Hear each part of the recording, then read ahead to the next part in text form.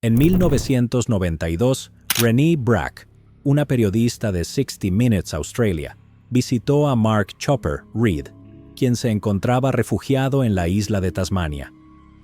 Antes de la masacre de 1996, Australia tenía leyes de armas muy relajadas, y Chopper sentía que necesitaba armas, muchas de ellas, debido a los 25 contratos que había sobre su vida, puestos por varios gángsteres del continente australiano, especialmente en su tierra natal Melbourne. Un criminal con contratos sobre su vida no era nada nuevo, pero Chopper no era un ex mafioso o un motociclista que se había enfrentado a sus antiguos jefes. La razón por la que tanta gente quería matarlo era porque era un lobo solitario que se aprovechaba de otros criminales. Su modus operandi consistía en secuestrar a traficantes de heroína, gángsteres prominentes y otros desechos humanos, y torturarlos hasta que entregaran el dinero que habían escondido.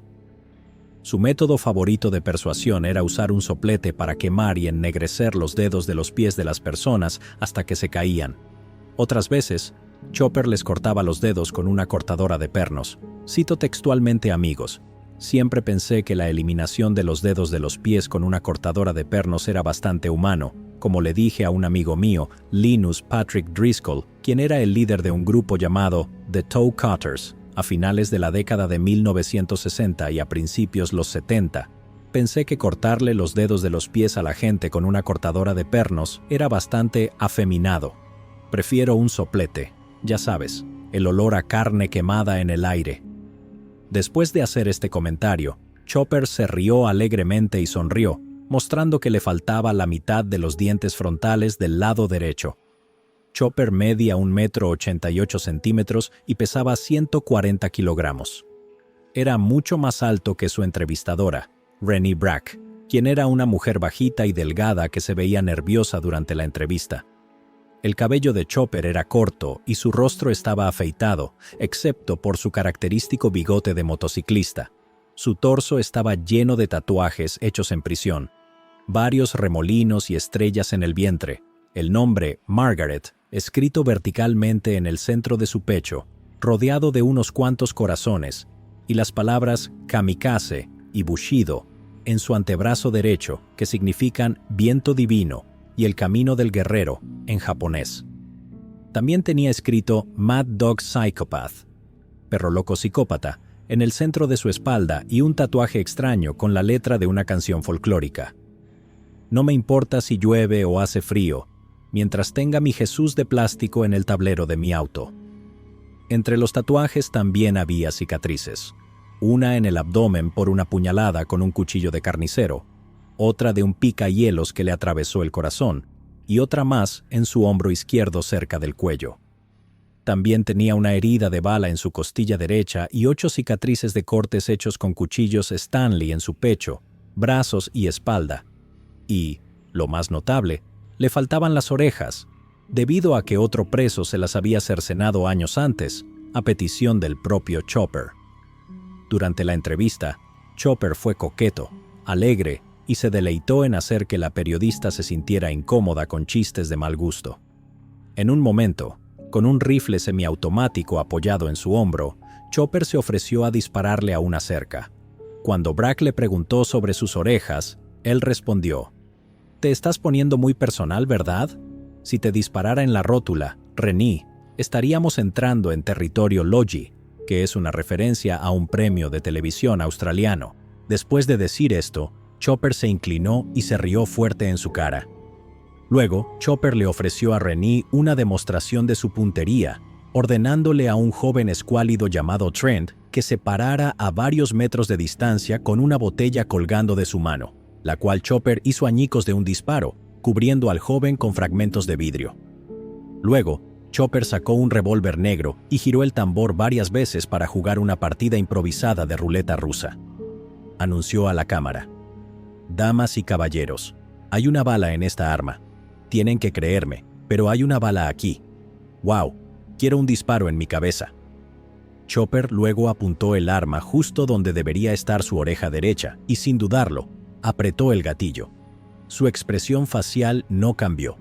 Chopper luego amartilló el arma y dijo: «Y un disparo para Renee, ¿Estás lista? Renee respondió con una sonrisa falsa. No creo que quiera jugar. Chopper preguntó de nuevo. ¿Estás lista? Antes de que por fin las palabras de la mujer le llegaran y dijo tristemente, ¿no quieres jugar? Luego, simplemente murmuró, mala suerte, antes de apuntar el arma al rostro de Renee Brack y apretar el gatillo. El arma hizo clic, y Chopper inmediatamente comenzó a reír como un maníaco. Fue una carcajada profunda que salía de su estómago, como si acabara de escuchar el chiste más gracioso del mundo. Mark Brandon Reed nació el 17 de noviembre de 1954 en Melbourne, Australia. Su madre, Valerie Westlake, era de Brisbane, hija de un predicador británico adventista del séptimo día. Pasó gran parte de su infancia en Nueva Zelanda y la isla Norfolk, donde su padre saltaba de parroquia en parroquia. A principios de la década de 1950, Valerie dejó a su familia y se mudó a Melbourne, donde era muy activa en los círculos de la iglesia y también estaba en busca de un esposo. El padre de Mark, Keith Reed, era de Goulburn, un pueblo pequeño en el interior de Nueva Gales del Sur, a unas 3 horas en auto de Sydney. Keith también era mayormente de ascendencia británica, pero tenía una bisabuela china que había emigrado a Australia en el siglo XIX con una familia de trabajadores itinerantes. Esto hace que Chopper sea un 16avo chino, lo cual es interesante, considerando que, cuando andaba con motociclistas o hablaba con los medios, Chopper ocasionalmente tenía palabras desagradables para las personas de esa etnia. Su padre, Keith, se unió al ejército australiano en 1939 y luchó en la Segunda Guerra Mundial, alcanzando el rango de cabo y se quedó en el ejército después de 1945 para convertirse en un soldado profesional. A principios de la década de 1950, mientras Keith estaba estacionado en Melbourne, vio a Valerie Westlake tocar el piano en una noche social del ejército y quedó impresionado por ella. Comenzaron un noviazgo. Keith se convirtió del anglicanismo al adventismo y se casaron en diciembre de 1953. Mark Reed nació 11 meses después. El cabo Keith Reed estaba frecuentemente de servicio, dejando a Valerie a cargo de todo. Poco después del nacimiento de Mark, Valerie quedó embarazada de nuevo, esta vez de su hermana Debra. Chopper afirmó más tarde que su madre no podía manejar el cuidado de un recién nacido mientras estaba embarazada de otro, así que lo dejó en el hogar para bebés metodista en Melbourne durante los primeros 18 meses de su vida. Según Chopper, fue su padre, al regresar del servicio activo, quien se indignó y lo llevó de vuelta a casa. Su madre, Valerie, siempre negó haber dejado a su hijo recién nacido en un hogar, que generalmente estaba reservado para huérfanos y víctimas de negligencia y abuso infantil. No está claro cuál de las dos versiones es cierta. Valerie haría cosas similares más tarde, pero por otro lado, Chopper inventaría numerosas historias sobre su pasado en los muchos libros autobiográficos que escribió, y admitiría libremente haberlo hecho. Una vez que tomas un bolígrafo y papel, puedes llevar a la gente a un viaje a cualquier parte. El problema es que luego regresan y preguntan, ¿eso es verdad? Y yo digo, ¿a quién le importa? No hace falta decir que aquí en Mentes Enfermas nos esforzaremos por dar un relato verdadero y preciso de la vida de Chopper. Bien podría ser el único que puedas encontrar en línea. Por ejemplo, en Wikipedia dice que Chopper pasó los primeros 5 años de su vida en un hogar para niños. Eso no es cierto. En 1956, cuando Mark tenía 2 años, Valerie y Keith Reed dejaron de amarse y se volvieron algo hostiles el uno hacia el otro, pero aún así permanecieron casados. Pasaron mucho tiempo separados. En 1960, Valerie llevó a los niños a Brisbane para cuidar de su madre moribunda, mientras Keith se quedó en Melbourne. Valerie y los niños regresaron a Melbourne al año siguiente. Keith se quedaba en los cuarteles durante la semana y solo volvía a casa los fines de semana para minimizar el tiempo con su esposa. Mientras tanto, al crecer, Mark estuvo sujeto a la crianza religiosa bastante dura y rígida de su madre, lo cual fue difícil para un niño al que más tarde le diagnosticaron hiperactividad. Cuando Mark desobedecía, lo cual ocurría a menudo, Su padre Keith se enteraba los fines de semana y golpeaba a su hijo con un cinturón. Luego, Mark era encerrado en el baño como castigo, donde dormía sobre una pila de toallas en el suelo. Valerie hacía que su familia considerara el sábado como día de reposo, según la doctrina adventista, por lo que Mark no podía participar en deportes de equipo como fútbol o cricket cuando era niño. Mark afirmó más tarde en su adultez que había sido abusado sexualmente, pero esta historia ha sido cuestionada y parece ser falsa. A mediados de 1967, cuando Mark tenía 12 años, su padre se retiró del ejército. Como Keith ahora estaba en casa todo el tiempo, las palizas a Mark aumentaron en frecuencia. Para ese entonces, Mark comenzó a reaccionar con ira y violencia propia. Se obsesionó con los crímenes reales y desarrolló un interés creciente en armas y cuchillos. En la escuela, Mark fue acosado sin piedad y los matones lo pusieron en el lado perdedor de varias peleas. Mark se convirtió en una especie de delincuente, propenso a arrebatos de ira, robos y consumo de alcohol siendo menor de edad, y fue expulsado de todas las escuelas a las que asistió. Cuando Mark tenía 14 años, la santurrona Valerie Reed llevó a su hijo a un psiquiatra y exigió que su hijo fuera internado en una institución mental. El psiquiatra, también adventista del séptimo día, accedió. Se dice que el padre de Mark, Keith, se opuso, pero claramente Valerie mandaba en la casa. Mark fue medicado con sedantes fuertes y encerrado en el asilo real de Park, entre pacientes mentales adultos violentos y delirantes. Según Chopper, fue sometido a terapia de electroshock cada 3 días, y aunque la frecuencia del tratamiento puede haber sido exagerada, la afirmación de Mark de que fue sometido repetidamente a electroshock a los 14 años es precisa.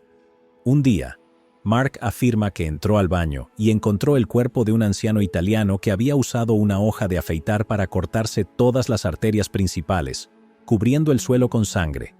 Mark se angustió por el desorden e inmediatamente comenzó a limpiarlo. Fue liberado del asilo real de Park después de 6 meses. En marzo de 1970, cuando Mark tenía 15 años, comenzó a asistir a la escuela en el Colegio Hollingsworth en Melbourne, una de las últimas escuelas que lo aceptarían. En su primer día, conoció a un joven llamado Bernie, 3 años mayor, que estaba a punto de graduarse. Mark le pidió a Bernie su número de teléfono, y esa noche Mark lo llamó y habló durante horas, despotricando sobre sus intereses. Durante la conversación, Bernie mencionó que estaba enamorado de una chica rica en la escuela, pero que ella lo había rechazado y lo llamó campesino. La siguiente noche, Mark llamó a Bernie de nuevo y hablaron durante otra hora. A la mañana siguiente, en el tercer día de Mark en Hollingsworth, Mark se acercó a la chica rica que insultó a su nuevo amigo y le dijo que no le gustaba su actitud. Luego, Mark le dio un golpe con el dorso de la mano en la cara con tanta fuerza que la hizo volar y la dejó inconsciente. Chopper bromeó más tarde diciendo que esta fue la primera pelea que ganó. Apenas llevaba 3 días en Hollingsworth y fue expulsado, habiendo agotado las opciones de escuelas en Melbourne. El padre de Mark consiguió que trabajara como aprendiz en una funeraria. Mark afirma que robó joyas y dientes de oro de los difuntos y almacenó cerveza en las unidades de refrigeración encima de los cadáveres. Fue despedido rápidamente después de unas semanas. Su siguiente trabajo fue como transportista de muebles, donde duró unos meses antes de ser despedido. Luego trabajó como obrero ferroviario, pero fue despedido después de solo unos días por golpear a un compañero de trabajo en la cara. Todo esto ocurrió en 1970, cuando Mark todavía tenía 15 años. Después del trabajo en el ferrocarril, Valerie Reed insistió nuevamente con el psiquiatra adventista para que su hijo fuera internado, esta vez en el asilo mental Larundel. Allí, Mark fue diagnosticado incorrectamente con trastorno bipolar y lo llenaron de litio. Pero esta vez, un enfurecido Keith desafió a su esposa y rescató a su hijo del asilo después de solo 5 días. A principios de 1971, Mark Reed, de 16 años, dio un gran estirón tanto en altura como en peso. Sus bíceps alcanzaron 45 centímetros de circunferencia. Ahora superaba en tamaño a otros chicos de su edad. En consecuencia, Keith Reed consiguió que Mark trabajara como guardia de seguridad en el club nocturno Gay May West, en el suburbio marginal de Prahran, Melbourne. En su tiempo libre, Mark luchaba y boxeaba en el club juvenil Tri Boys, del cual pronto fue expulsado. En mayo de 1971, Mark fue arrestado después de irrumpir en el club nocturno Mae West para robar alcohol y dinero. Como delincuente juvenil primerizo, Mark iba a recibir libertad condicional, pero Valerie Reed le escribió al juez informándole que Mark no podía regresar a casa. En cambio, Mark se convirtió en un protegido del Estado y fue enviado a un hogar para jóvenes. Mark afirmó más tarde que, mientras estuvo allí, se metió en peleas con miembros del personal después de ser abusado sexualmente por ellos, y que salvó a otros jóvenes de un destino similar. Después de 5 meses en el hogar, Valerie Reed por fin permitió que su hijo regresara a casa. Mark afirmó que alrededor de este tiempo formó la infame pandilla de la calle Surrey. El liderazgo de la pandilla incluía a otros delincuentes llamados Johnny Cowboy Harris, Dave el Judío Epstein, Terry el Tanque Tempest. La pandilla pronto creció para incluir a aproximadamente otras 2 docenas de jóvenes muchachos. La deslealtad era castigada con un disparo en la rótula. La pandilla de la calle Surrey supuestamente se involucró en delitos menores, peleas callejeras y actos aleatorios de caos. En una ocasión, Mark y Johnny Cowboy Harris estaban robando las bragas de una mujer de una cuerda de ropa cuando ella les disparó con un revólver calibre 22. Mark fue alcanzado en los glúteos mientras huían. Johnny supuestamente extrajo la bala con un cuchillo, mientras Mark gritaba sobre la mesa de la cocina. En otra ocasión, la pandilla de la calle Surrey supuestamente se enzarzó en una pelea callejera con una pandilla rival de un suburbio cercano llamado Richmond. Según Chopper, durante la pelea, Johnny el Cowboy fue apuñalado en el cuello con una botella rota, se desangró y murió. Como Johnny no tenía familiares inmediatos, Mark y Dave, el judío, Epstein, llevaron su cuerpo al campo y lo quemaron en una pira funeraria, esparciendo sus cenizas. En otra ocasión, en noviembre de 1971, Mark afirma que fue contratado para asesinar al líder sindical Desmond Costello. El joven de 17 años confrontó a Costello por la noche fuera de un pub en Melbourne y le apuntó con un arma. Costello le dijo que se fuera al diablo y amenazó con meterle el arma por el trasero. En respuesta, Mark le disparó a Desmond Costello en el pecho y arrastró su cuerpo a la bodega de cerveza del pub, a la que se accedía desde una trampilla en el exterior del edificio. Unas horas más tarde, a las 5 de la madrugada, Mark regresó a la bodega y descubrió que Costello no estaba del todo muerto, así que Mark le pisó la garganta, rompiéndole el cuello. Luego, Mark y un cómplice no identificado llevaron el cuerpo a unas cuadras y lo dejaron en el césped frente a la torre de perdigones de Collingwood, una antigua fábrica de perdigones de plomo que cerró en 1947 y se convirtió en un sitio histórico. La policía encontró el cuerpo de Costello, pero en ese momento nunca descubrieron que Mark Reed era su asesino. Pero hay un problema con todo esto. Según Bernie, el viejo compañero de escuela de Mark, la pandilla de la calle Surrey nunca existió.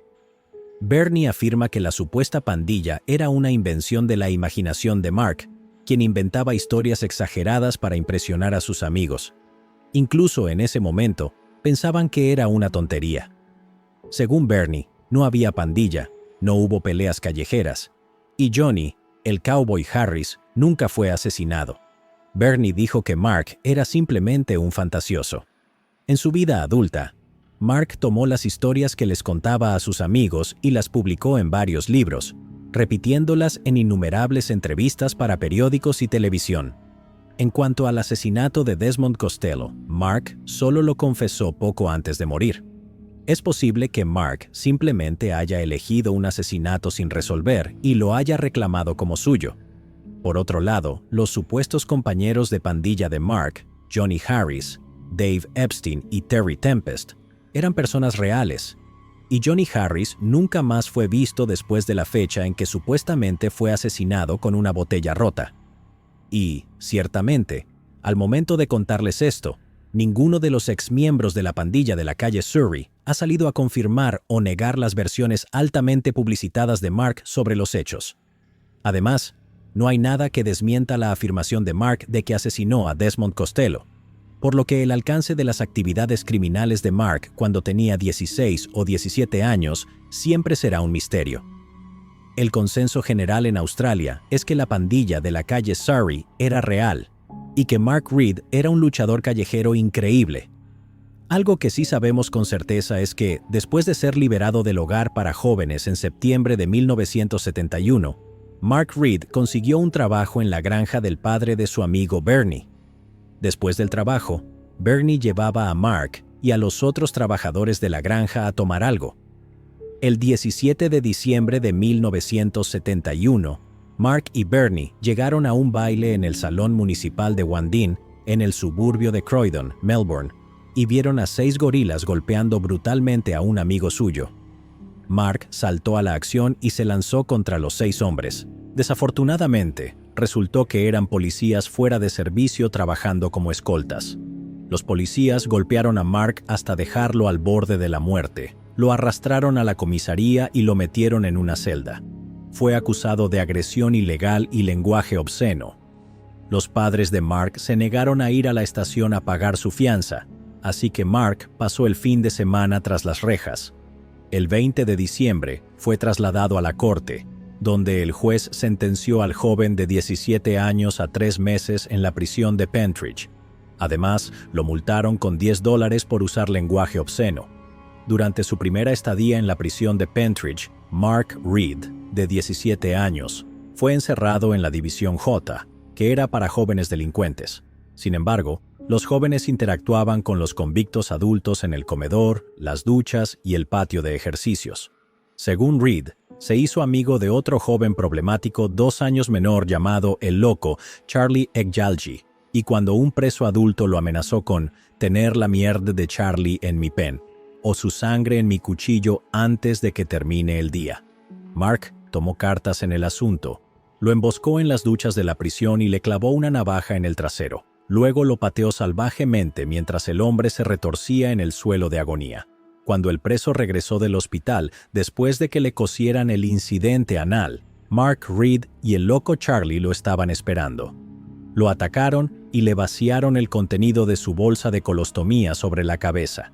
No hace falta decir que la historia es disputada, como muchas de las historias de Mark Reed, pero, ya sea por el código de los presos de no delatar, o porque los 3 meses transcurrieron sin mayores incidentes, Mark salió de la prisión de Pentridge a finales de 1972 sin tiempo adicional añadido a su condena. Tras su liberación, Mark vivió con sus padres y trabajó como jardinero en un club de tenis. Pasaba el rato con Bernie y 2 chicos llamados Jeff y Norm. En ese momento, Reed había recibido el apodo de El Loco Mark o simplemente El Loco. Pasaba su tiempo emborrachándose en fiestas o en bares con amigos. Frecuentemente, estas noches terminaban en algún tipo de violencia. Mark era conocido por enfurecerse cuando otro tipo lo miraba de manera equivocada en los baños públicos. Más de una vez, esto terminó con Mark estrellando la cara del hombre en el fondo del urinario. En otra ocasión, Mark terminó enfureciendo a todos los tipos en una fiesta en una casa, y rápidamente le dieron una paliza en el jardín delantero. Pero se negó a rendirse e incluso comenzó a pelear con los policías cuando llegaron a rescatarlo. Afortunadamente, los policías no arrestaron a Mark y simplemente le dijeron que se fuera a casa. Mark también tenía la costumbre de anunciar que iba a pelear con todos los hombres en el bar, lo que a menudo no terminaba bien para él. Continuando con esta extraña racha masoquista, en una ocasión, Mark fue visto borracho golpeando su cabeza contra una pared de piedra en la estación de Croydon. En otra ocasión, Mark estaba completamente borracho en un bar cuando un hombre de otro estado anunció que llevaba $2,000 en efectivo. Mark pasó unas horas bebiendo y jugando al billar con el tipo antes de robarlo y dejarlo inconsciente en un callejón. En otra ocasión, Mark y su amigo Jeff acababan de ser expulsados del hotel Dorset Gardens, y Mark decidió tomar una escopeta que había pedido prestada y dispararle a una de las ventanas mientras se alejaban. Pero Mark apretó el gatillo demasiado pronto y terminó haciendo un agujero enorme en el tablero del auto. Una noche, mientras bebía en un bar en Croydon, Mark se metió en una acalorada discusión con una chica de 15 años y terminó golpeándola en la cara con un par de alicates. Afortunadamente, ella no resultó gravemente herida y no presentó cargos. Más tarde, Mark transformó esta historia en que había rescatado a la joven de un proxeneta golpeándolo en la cara con un par de alicates hasta que quedó inconsciente, por lo que Mark afirmó haber pasado 2 años en prisión. Dijo que la chica salió de la prostitución gracias a él. Nada de eso es cierto. En 1973, Valerie y Keith Reed se separaron, y Mark, de 18 años, se puso del lado de su padre. Se mudaron a un apartamento en el suburbio de South Yarra. Cuando Keith y Mark regresaron más tarde a la casa familiar para recoger a su perro Noddy, descubrieron que Valerie ya lo había llevado al veterinario para que lo sacrificaran. En noviembre de ese año, Mark anunció que organizaría una fiesta en el apartamento de su padre para celebrar su 19º cumpleaños. Mark compró un montón de alcohol e invitó a todos los que conocía. Solo 4 personas asistieron. Mark afirmó más tarde que esto se debió a que había invitado a miembros de pandillas rivales de todo Melbourne, pero todos se mantuvieron alejados para evitar un baño de sangre. Bernie, por su parte, afirma que la gente simplemente no quería lidiar con la violencia y el comportamiento errático de Mark cuando estaba borracho. Para 1974, las payasadas de Mark habían alejado a Jeff, Norm y Bernie, y comenzaron a mantener su distancia de él. En cambio, Mark se juntó de nuevo con el loco Charlie Hegyalji. El loco Charlie estaba en proceso de convertirse en un gángster propiamente dicho de Melbourne, y por lo tanto, no es sorprendente que en 1974 podamos ver una aceleración en las actividades criminales de Mark. Los dos cometieron varios robos juntos. Mark también desarrolló el hobby de incendiar iglesias, lo cual hizo más de una vez, según se ha verificado. También fue alrededor de esta época que Mark ganó el apodo de Chopper. La explicación más creíble que tenemos para este apodo proviene del loco Charlie. En 1974, Mark comenzó a llevar regularmente un hacha de bombero que usaba para intimidar a la gente, ganar ventaja en peleas y también para vandalizar aleatoriamente propiedad pública, como cuando borracho golpeaba postes telefónicos de madera. Alternativamente, Mark afirmaría más tarde que su padre comenzó a llamarlo Chopper cuando tenía 6 o 7 años, inspirado por un bulldog leal en una caricatura de los años 60, pero no hay registro de que alguno de sus amigos conociera el apodo, y mucho menos que lo usara, antes de 1974. El 6 de septiembre de 1974, Mark Chopper Red se unió al loco Charlie, Gary el griego Kouloupas y Stephen Loco Archie Amanatidis. Fueron a la Crest Health Studio, un burdel y sala de masajes en el suburbio de Armadale. Chopper y Gary, el griego, esperaron en el auto mientras el loco Charlie y loco Archie disfrutaban de los servicios del establecimiento. Según el informe policial, que siempre es una buena manera de comenzar una oración, el loco Charlie se disgustó al descubrir que su masajista, de apariencia femenina, tenía un pene y golpeó al aterrorizado empleado en la cara. Al escuchar el alboroto, Chopper entró corriendo en la habitación y sostuvo un cuchillo en la garganta del masajista. Luego lo robaron por $160. Más tarde, Chopper inflaría esta cantidad a $1,000 y también inflaría el número de salones de masajes que habían robado, diciendo que asaltaban 3 o 4 salones por noche. La policía descubriría la identidad de los culpables, pero por el momento, el Crest Health Studio solo pudo darles descripciones genéricas. El 24 de septiembre, Chopper estaba bebiendo en el Dorset Gardens Hotel y atacó a 2 policías fuera de servicio que se habían burlado de él. Los policías y los guardias de seguridad del Dorset lo sujetaron antes de que pudiera lanzar un golpe. Chopper había equipado uno de sus puños con un nudillo de metal casero hecho de una correa de cuero con 2 tornillos largos y gruesos atravesados, cuyos extremos había afilado en 2 puntas y asegurado a la correa con tuercas de mariposa. Sus padres se negaron a pagar su fianza de $100, así que llamó a su ex amigo Bernie, quien generosamente puso el dinero. Chopper fue sentenciado a 1 mes en prisión. El 29 de noviembre, Chopper y el loco Charlie fueron a otro salón de masajes en Elwood. Chopper hizo guardia afuera de la habitación mientras el loco Charlie abusaba de la masajista, y luego le robaron $100. La policía fue llamada, y Chopper y el loco Charlie fueron detenidos poco después. Chopper fue acusado de robo a mano armada y de ser cómplice de abuso sexual, aunque este último cargo fue retirado antes de llegar a la corte. Las descripciones de Chopper y Charlie también coincidían con las del incidente en el Crest Health Studio, por lo que se les añadió un cargo adicional de robo a mano armada. Chopper recibió 2 años por robo a mano armada, y el loco Charlie recibió 4 años, más otros 8 por el asalto sexual. Chopper luego alardearía de que habían robado 45 salones de masajes y burdeles en menos de 2 meses, pero esta afirmación no es cierta. Y ahora, a la edad de 20 años, Chopper es enviado a la prisión de Pentridge por unos míseros cientos de dólares. Al regresar a Pentridge, Chopper fue enviado a la División B. Un guardia de prisión de espíritu malvado, en un esfuerzo por humillar a los recién llegados, les ordenó que se alinearan, se bajaran los pantalones y retrajeran el prepucio para que pudiera revisar si tenían enfermedades venéreas.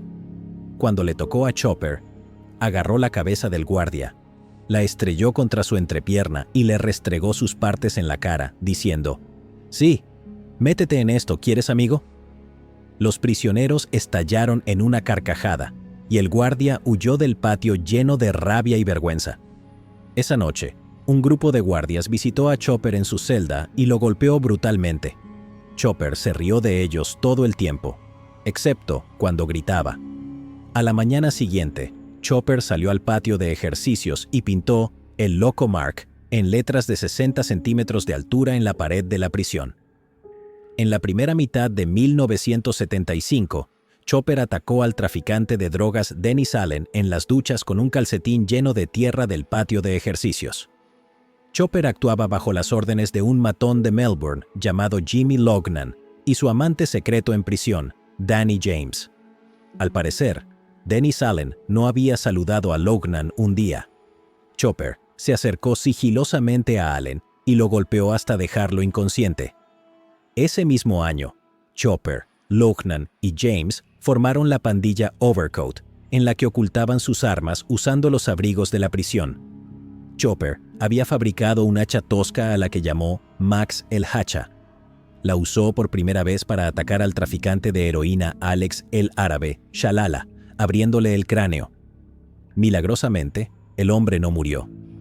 Chopper le dio mucho uso a Max el Hacha. Desarrolló la costumbre de ir por las celdas de otros prisioneros durante el día con una caja vacía, exigiendo que sus compañeros la llenaran con cigarros, comida y otros artículos, o de lo contrario los golpearía con su hacha. Esto le ganó a Chopper mucho resentimiento, y una vez comentó: «Soy tan popular como una chuleta de cerdo en una sinagoga». Parece que, a pesar de ser un tipo grande y todo eso, también en 1975, la cantante Renee Geyer iba a actuar en la prisión, pero canceló su presentación cuando se supo que la pandilla Overcoat estaba planeando secuestrarla y abusar de ella. La cancelación enfureció a los otros reclusos, y el director de la prisión le prohibió a la pandilla Overcoat asistir a cualquier concierto en la prisión. El 1 de mayo de 1975 se corrió la voz de que Reginald Isaacs, un pedófilo convicto y asesino de niños, pronto llegaría a la División D. Los otros prisioneros sintieron que era su deber matarlo. Chopper y el loco Charlie llegaron a él primero. Según la historia, acorralaron a Isaacs en su celda y lo noquearon. Chopper se subió a la litera de arriba y saltó varias veces sobre la cabeza de Reginald Isaacs. Luego, hizo lo mismo sobre su pecho, pero Isaacs aún no moría. Entonces, Chopper le quitó los cordones de los zapatos a Isaacs, le ató las manos detrás de la espalda y envolvió sábanas alrededor de su cuello. Luego, Chopper y el loco Charlie colgaron a Isaacs en su celda. Quitaron los cordones, cerraron la puerta de la celda y se fueron. Isaacs fue descubierto a la mañana siguiente y su muerte fue declarada un suicidio. Chopper admitió públicamente este asesinato poco después de su muerte, diciendo que cualquiera que matara a un niño de esa manera no merecía vivir. En cuanto a si el relato de Chopper es verdadero, tal vez, como con el asesinato de Desmond Costello, Chopper probablemente no fue el asesino y solo intentaba aumentar su notoriedad antes de morir. No hay mucha indicación en el informe de autopsia de que un hombre de 136 kilos haya estado saltando sobre la cabeza y el pecho de Isaacs, pero el informe no fue exactamente detallado. Debido a las hazañas de Chopper, los guardias de la División B lo encontraban difícil de manejar, por lo que el 27 de junio de 1975, Chopper fue transferido a la infame División H de la prisión de Pentridge, el bloque de castigo. La División H era conocida como la fábrica de golpes, debido a la violencia de los otros reclusos y la correspondiente violencia de los guardias, que eran seleccionados por ser hombres duros y, según su reputación, usaban sus porras en los rectos de los prisioneros. Prácticamente eran sádicos. Como prisionero en la División H, hablar estaba prohibido, y un silencio sombrío prevalecía durante todo el día. No se permitía hacer contacto visual con los guardias, o de lo contrario serías golpeado de inmediato. Las celdas eran frecuentemente registradas en busca de contrabando, y los prisioneros eran acosados. Si los guardias te atacaban, serías un tonto si te defendías. Varios lo intentaron y terminaron en coma. Sin embargo, cuando Chopper llegó a la División H, lo primero que hizo, y esto es absolutamente cierto, fue acercarse al director y decirle: «Por favor, no se ofenda, y lo digo con todo el debido respeto, pero si alguno de sus empleados me toca, mataré a ese miembro del personal y me declararé culpable. No es una amenaza, es simplemente lo que sucederá si me tocan. Conseguiré una hoja de afeitar y cuando me den la espalda les cortaré la garganta». Como resultado, los guardias nunca tocaron a Chopper, y a cambio, Chopper nunca atacó a ninguno de los guardias. Chopper pasó 6 semanas tranquilas en el bloque de castigo antes de regresar a la División B en agosto de 1975. Sin embargo, el buen comportamiento no era su fuerte, y volvió a la División H en noviembre por otras 8 semanas, regresando a la División B en enero de 1976. El 24 de enero, la pandilla Overcoat intentó escapar de Pentridge rompiendo el techo de la biblioteca de la prisión. Sin embargo, mientras se escondían en el conducto de ventilación, Jimmy Loughnane necesitaba urgentemente orinar y lo hizo en su abrigo, luego lo dejó en una esquina. La orina se filtró en la biblioteca de la prisión y corrió por las paredes, lo que los delató.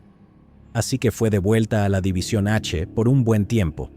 Chopper consiguió el trabajo de repartir comida a los otros prisioneros y aprovechó la ocasión para orinar, escupir y defecar en la comida de los reclusos que no le caían bien. Su experimentación con la contaminación de alimentos y su odio hacia los otros convictos en la División H hizo que algunos de ellos, supuestamente, desarrollaran gastroenteritis.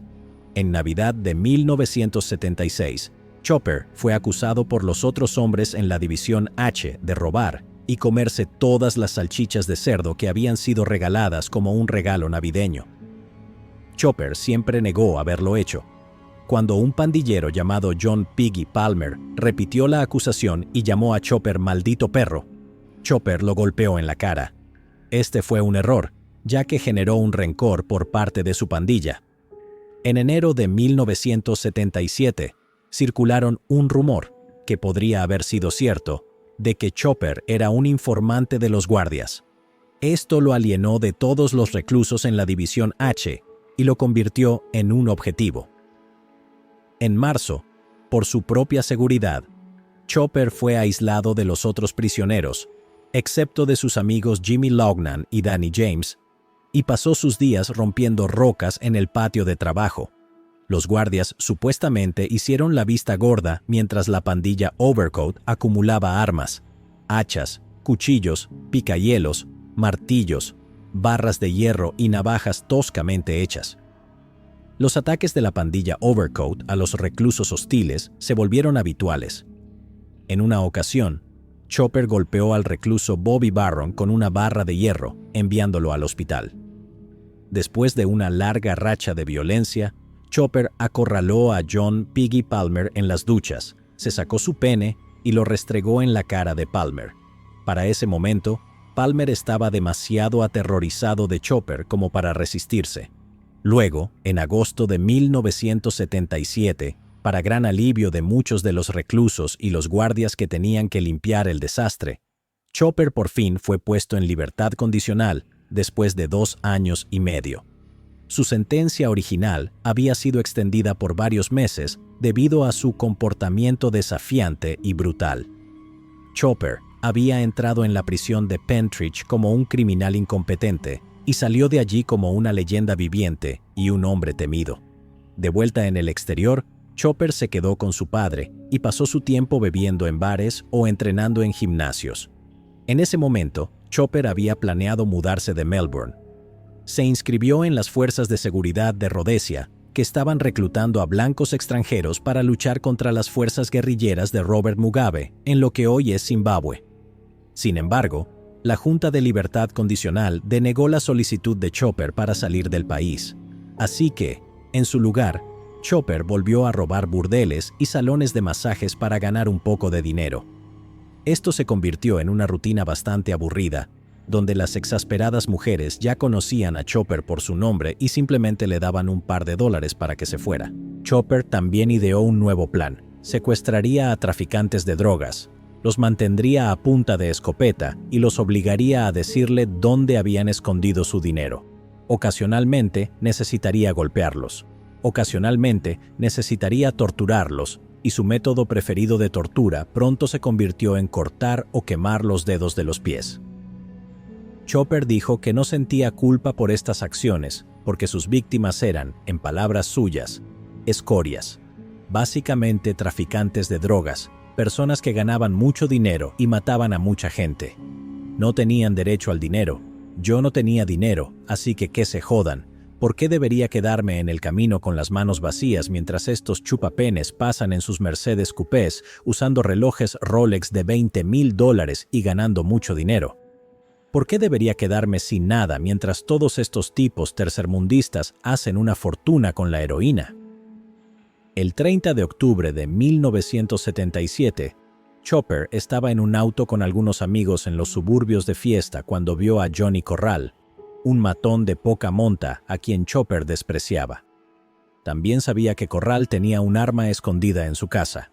En Melbourne, en aquellos días, las pistolas eran más difíciles de conseguir que los rifles de caza y las escopetas y eran más deseables porque eran más fáciles de ocultar.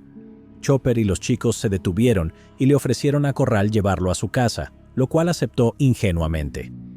Cuando llegaron al edificio de apartamentos, Chopper apuntó su escopeta a la cara de Corral y le exigió el arma. Corral se negó, así que Chopper bajó la escopeta y le disparó a Corral en la rodilla. Chopper se fue sin el arma, dejando a Corral en agonía en el pasillo de su apartamento, riéndose de ello en todo el camino a su casa, pero probablemente no valió la pena. Corral presentó cargos. Mientras tanto, en noviembre de 1977, Chopper se mudó con una prostituta de 18 años llamada Cindy, con quien formó una relación romántica. Cindy era extremadamente atractiva, rubia, alta, y les cobraba a sus clientes $600 por hora en dinero moderno. Chopper no tenía que pagarle, pero sí tenía que resignarse a que su novia durmiera con decenas de otros hombres para ganarse la vida. En diciembre de 1977, Chopper recibió una carta de Jimmy Loughnan, que todavía estaba encarcelado en la prisión de Pentridge. En mayo, Jimmy había intentado escapar de Pentridge usando una cuerda para trepar por la pared de la prisión. Desafortunadamente, la cuerda era demasiado corta y Jimmy cayó al suelo y se rompió ambos tobillos. Jimmy luego gateó por 1 kilómetro antes de ser encontrado, llevado al hospital, donde la policía lo encontró. Fue devuelto a Pentridge y enviado a la División H, donde un tipo con 2 tobillos rotos no la pasó muy bien. En diciembre, Jimmy le escribió a Chopper diciéndole que su espíritu estaba completamente quebrado y le pidió a Chopper que lo ayudara a escapar de la prisión. Así que Chopper ideó un plan. La mañana del 26 de enero de 1978, el Día de Australia, Chopper debía presentarse en el tribunal de Sydney por el tiroteo de Johnny Corral. Corral no se presentó en la corte y en su lugar bebió en un bar hasta las 10:30 de la mañana. Luego se dirigió a un tribunal completamente diferente, el antiguo tribunal del condado, y entró en la primera sala que vio en sesión. Chopper caminó directamente por el pasillo, pasó a los abogados y subió al estrado donde estaba sentado el juez Bill Martin. Chopper sacó su escopeta recortada y la presionó contra la garganta del juez, amenazando con volarle la cabeza. El plan de Chopper era tomar al juez como rehén y solo liberarlo una vez que las autoridades liberaran a Jimmy Loughnane de Pentridge. Incluso si el juez accedía, Chopper no había considerado cómo iba a escapar. Las cosas no salieron como pensó. Ernie Trotter, el secretario del juez, llamó a un oficial y logró sujetar a Chopper y agarrar el brazo que sostenía la escopeta. Mientras tanto, el juez Martin le dio una patada en los testículos a Chopper y salió corriendo por la puerta detrás del estrado. Los oficiales de policía corrieron desde la parte trasera de la corte, derribaron a Chopper, lo esposaron y por este plan descabellado fue sentenciado a 12 años en prisión, con 2 años adicionales por el atentado contra Corral. Mientras tanto, Ernie Trotter recibió la medalla de la Reina al Valor. Chopper, ahora con 23 años, ni siquiera había estado fuera de la prisión 6 meses completos. Mientras esperaba el juicio, Chopper fue enviado a la División H a finales de enero de 1978. Ya estaba marcado para morir. Había alienado a demasiadas personas en Pentridge durante su última estadía, además de seguir alienando a más en el inframundo criminal de Melbourne durante su breve estancia fuera de los muros de la prisión. Los traficantes de drogas y los proxenetas a los que había robado tenían amigos en el interior. Matar a Chopper ahora se veía como que la cadena perpetua valía. Contra las hordas de criminales en la División H que lo querían muerto, Chopper tenía 2 líneas de defensa. La primera línea de defensa era el gobernador de la prisión de Pentridge, James Quinn, a quien Chopper se aseguró de halagar y entretener con bromas descaradas. Chopper también podría haber estado actuando como informante para él, pero esto es una acusación no comprobada. De cualquier manera, Quinn hizo la vista gorda a los esfuerzos de Chopper para defenderse, lo que le dio libertad de acción para ejercer cierta brutalidad sin arriesgarse a una extensión de su sentencia de 14 años. La segunda línea de defensa era la pandilla Overcoat. Para 1978, la pandilla Overcoat se había expandido a 12 hombres. Solo una fracción de ellos confiaba en Chopper. Los otros podían venderlo por un paquete de cigarros, y 12 hombres contra la mayoría de la población carcelaria no inspiraba exactamente optimismo. La única esperanza de Chopper era usar a la pandilla Overcoat en actos frecuentes de brutalidad para inspirar miedo. De esa manera, cualquier potencial asesino estaría demasiado intimidado para atacarlo, por temor a fallar y terminar siendo víctimas ellos mismos. Sin embargo, las posibilidades de que Chopper sobreviviera la totalidad de su sentencia de 14 años parecían extremadamente escasas, especialmente en un entorno tan violento como la División H, que albergaba a los criminales más peligrosos de Pentridge. Chopper solo había estado de vuelta en prisión 2 semanas cuando le dijeron que su estadía en la División H sería permanente. Era demasiado problemático para ser enviado a cualquier otra división. Incluso con la ayuda de la pandilla Overcoat, que entraba y salía de la División H cada vez que eran castigados, para Chopper, tener que pasar 14 años allí era efectivamente una sentencia de muerte. La única esperanza de Chopper era autolesionarse y ser encerrado en una sala psiquiátrica.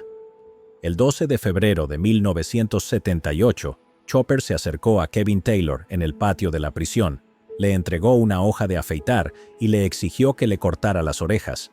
Taylor se dispuso a la tarea. Los cortes de Taylor fueron lentos y más suaves de lo que harías con una barra de pan, prolongando el inmenso dolor de Chopper. Seguidamente, Chopper le preguntó qué diablos estaba haciendo, y Taylor respondió: «Estoy tratando de ser gentil, amigo».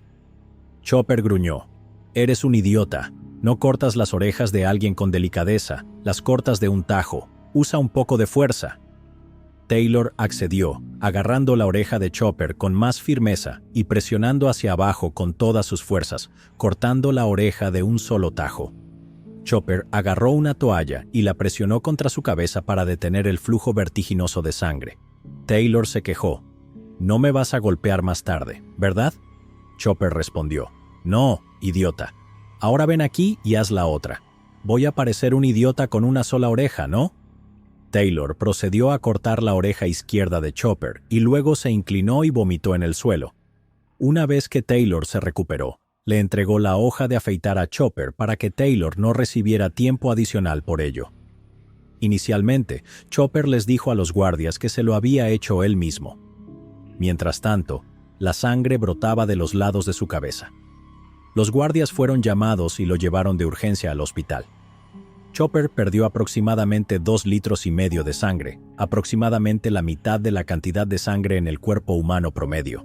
Más tarde infló esta cifra a 5 litros, pero eso lo habría dejado completamente desangrado. En el hospital, los doctores pasaron 9 horas tratando de unir sus orejas, pero no pudieron. Se pusieron negras y Chopper tuvo que quitárselas permanentemente. Cuando la madre de Chopper, Valerie, lo visitó en el hospital y vio los restos irregulares de carne a los lados de la cabeza de su hijo, lo dio por perdido, considerándolo un lunático y una causa perdida, y lo repudió permanentemente, cortando todo contacto. Se quedó preguntándose si alguna vez volvería a escuchar de ella. Ese chiste fue intencional. Por su sufrimiento, Chopper fue reasignado de la División H a la sala psiquiátrica de la División G durante 9 meses. Probablemente salvó su vida. En mayo de 1978, Chopper fue a juicio y se enteró de que, después de cumplir un mínimo de 11 de sus 14 años de condena, tendría 34 años, habiendo pasado la mayor parte de sus 20 en prisión. Mientras estaba en la División G, Chopper pasó la mayor parte de su tiempo en una celda de observación con una ventana de plexiglas para que los guardias pudieran evitar que se autolesionara más. Además, la luz en su celda se mantenía encendida por la noche. En octubre, lo sacaron de la vigilancia por autolesiones y le dieron una celda regular, permitiéndole pasar más tiempo fuera de ella. Fueron unos meses tranquilos en los que Chopper no tuvo que temer violencia alguna. Fuera de los muros de la prisión, la noticia de que Chopper se había cortado las orejas llegó a los medios, convirtiéndolo en una celebridad. El 14 de noviembre de 1978, Chopper fue devuelto a la División H. De vuelta en la fábrica de golpes, Chopper recibió la noticia de su novia prostituta adolescente, Cindy, de que lo estaba dejando. Cindy se había juntado con el amigo de Chopper, Jeff. Lleno de rabia, Chopper juró vengarse sangrientamente. Más tarde, Chopper afirmaría que Cindy se había acostado con todos sus amigos. Un mes después, el 15 de septiembre, Chopper estaba en el patio industrial número 2 haciendo escobas con Johnny Price y Jimmy Loughnane. Este último le había suplicado a Chopper que lo ayudara a escapar de prisión, lo que llevó a Chopper a tomar como rehén al juez de manera estúpida, ganándose 12 de los 14 años de su condena. Durante las últimas semanas, en el patio industrial número 2, Price, Loughnane y Chopper habían usado una sierra de contrabando para cortar un agujero en la malla que separaba el patio industrial de la pasarela de los guardias. Chopper se coló por el agujero y fue visto inmediatamente por un guardia de la prisión, Mick Milson, un hombre bajo y delgado que no llevaba ningún arma de fuego, solo una porra negra. Mick Milson corrió hacia Chopper y lo golpeó 20 veces con la porra, pero parecía no tener efecto. Chopper no se defendió, simplemente aguantó la paliza antes de decir con desdén: «¡Lárgate, Mick!». Milson se apartó y observó cómo Chopper ayudaba a Price y Loughnane a pasar por el agujero hacia la pasarela. Milson no hizo nada porque Price y Loughnane estaban armados con navajas.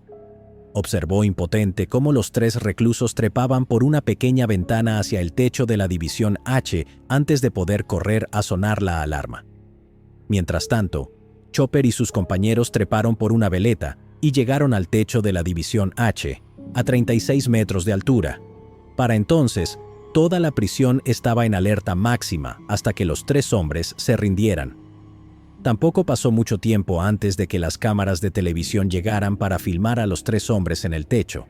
Al darse cuenta de que había una oportunidad para ganar otra estadía en la sala psiquiátrica de la División G, Chopper se quitó teatralmente la camisa y extendió los brazos como Cristo crucificado, ordenándole a Jimmy Loughnane que lo cortara con su navaja. Jimmy hizo 6 cortes en forma de cruz en Chopper tan profundos que la hoja llegó al hueso. Luego, Chopper tomó un trozo de madera lleno de clavos y comenzó a golpearse en la cabeza con él. Después amenazó con prender fuego a su camisa, pero esta vez todo fue en vano. Después de unos días en el hospital, Chopper no fue enviado a la relativamente cómoda sala psiquiátrica de la División G. En su lugar, fue encerrado en la población general de la División D. Fue acusado de abandonar su lugar de trabajo y desobedecer una orden legítima. En su juicio, el 15 de marzo de 1979, Chopper fingió estar loco y afirmó que era Genghis Khan en un último intento por llegar a la sala psiquiátrica. En cambio, se le añadieron 6 meses a su condena y fue enviado de vuelta a la División H. En mayo de 1979, los otros reclusos de la fábrica de golpes pusieron un contrato de $10,000 por la vida de Chopper, aproximadamente $41,000 en dinero actual. En respuesta, Chopper planeó tomar a un guardia como rehén, hacer que la pandilla Overcoat tomara temporalmente el control de la división, robar las llaves de las celdas, entrar en cada celda una por una y apuñalar a todos sus enemigos con un picahielos, ya sea matándolos o paralizándolos. Jimmy Loughnan pensó que el plan era idiota y probablemente lo mantendría en prisión de por vida. Sin embargo, la planificación para el asedio de la División H continuó. Para agosto, Loughnan estaba nervioso. Decidió traicionar a Chopper y cobrar la recompensa de $10,000. Reclutó a Greg Blaisdell para que lo ayudara a derribar al hombre. Loughnan se acercó a Chopper en el patio y lo apuñaló en el estómago. Chopper inicialmente pensó que Jimmy lo había golpeado, hasta que la sangre comenzó a salir de su boca. Chopper se quedó allí, aturdido por la traición. Jimmy lo apuñaló 3 veces más antes de que Chopper lo agarrara por el cuello y lo sostuviera contra la pared. Jimmy soltó inmediatamente la navaja, sabiendo que Chopper podía fácilmente romperle el cuello o estrangularlo hasta la muerte. Chopper, a su vez, perdonó la vida de Jimmy y lo dejó ir. Jimmy Loughnan y Greg Blaisdell luego se cortaron los brazos con sus navajas para poder alegar defensa propia, y algunos de los guardias apoyaron esta historia. Chopper incluso apoyó valientemente la historia de la defensa propia, por lo que Loughnan no recibió tiempo adicional. Chopper fue llevado de urgencia al hospital, donde los cirujanos se vieron obligados a extirparle un trozo de su vaso, varios metros de su intestino delgado y casi toda su vesícula biliar. Como resultado del ataque, Chopper perdió alrededor de 27 kilogramos de peso. También quedó físicamente débil, poniendo fin a sus hazañas en prisión por el momento. Pero lo peor de todo fue que Chopper dijo que se sentía destrozado por haber sido traicionado por Jimmy Loughnan, su supuesto amigo, por quien estaba cumpliendo 12 años en la prisión de Pentridge. En 1980, Chopper fue transferido a la recién construida unidad de máxima seguridad de Jika Jika para evitar que lo mataran los reclusos de la División H. Jika Jika fue diseñada para mantener al personal y a los reclusos separados en todo momento para evitar que estallara violencia entre ellos. Los convictos se movían por la unidad a través de una serie de puertas cerradas que se abrían de forma remota. Para evitar que los reclusos se atacaran entre sí, Jika Jika estaba brillantemente iluminada las 24 horas del día, y las cámaras de seguridad vigilaban cada rincón del lugar. Los reclusos en Jika Jika no tenían deberes laborales, solo hacían lo que voluntariamente querían hacer. Chopper hacía un poco de costura, pero pasaba la mayor parte de su tiempo holgazaneando en su celda, leyendo cartas de su creciente club de fans de aspirantes a gánsteres del exterior, o deambulando sin rumbo por los pasillos. Lo único que rompía la monotonía eran las visitas de contacto que Chopper recibía de su padre, Keith, y también de una mujer con pechos grandes y sin dientes. Esta última fue prohibida después de que la atraparan dándole una chupada a Chopper. Chopper quedó devastado cuando su padre se mudó a Tasmania, privándolo de sus visitas también. En comparación con la ley de la selva de la División H, Jika Jika era como vivir en un monasterio. El aburrimiento comenzó a afectar a Chopper y desarrolló pequeñas animosidades hacia otros reclusos. El 7 de enero de 1981, Chopper apuñaló a Alex Tsakmakis, un triple asesino, con unas tijeras de sastre de la estación de trabajo de la prisión. Chopper lo golpeó repetidamente en el cuello antes de que Tsakmakis huyera a las duchas de la prisión. Chopper lo persiguió, pero los guardias entraron en la habitación para someterlo antes de que pudiera hacer más daño. Tsakmakis fue llevado de urgencia al hospital y sobrevivió. Mientras tanto, Chopper, cubierto de sangre, escribió: «Lo siento, Alex», en la puerta de la celda del hombre. Unas semanas después, Chopper exigió que lo llevaran al dentista, pero su solicitud fue rechazada. En una extraña forma de venganza, Chopper usó un lavabo para arrancarse 11 dientes del lado derecho de su boca. El psiquiatra de la prisión no pudo diagnosticar la causa de este comportamiento, determinando que Chopper estaba completamente cuerdo, pero era simplemente un excéntrico. Sin embargo, el psiquiatra le recetó una dosis regular de Xanax y Cerepax, y le dijeron a Chopper que eran vitaminas. El plan era mantener a Chopper somnoliento y dócil en todo momento. En septiembre de 1983, después de 3 años en Jika Jika, Chopper fue transferido de nuevo a la División H. Allí comenzó a escribirse con Margaret Cassar, quien era amiga de otra mujer cuyo esposo estaba en Pentridge. Cassar originalmente le escribió a Chopper por diversión, pero pronto desarrollaron una conexión a través de una ráfaga de cartas y, más tarde, Cassar visitó a Chopper en prisión. Parecían llevarse bien. La influencia de Cassar también parece haber motivado a Chopper a portarse bien para poder salir antes. Como resultado de su falta de violencia en la División H, en marzo de 1984, Chopper fue transferido a la prisión de seguridad media Geelong. En el viaje en la furgoneta de la prisión, Chopper se bebió 2 botellas de loción para después de afeitar en celebración y estaba tan intoxicado que apenas podía mantenerse en pie. Mientras estuvo en Geelong, las autoridades mantuvieron a Chopper fuertemente sedado con Amytal. Una vez, Chopper se quejó de que escuchaba voces.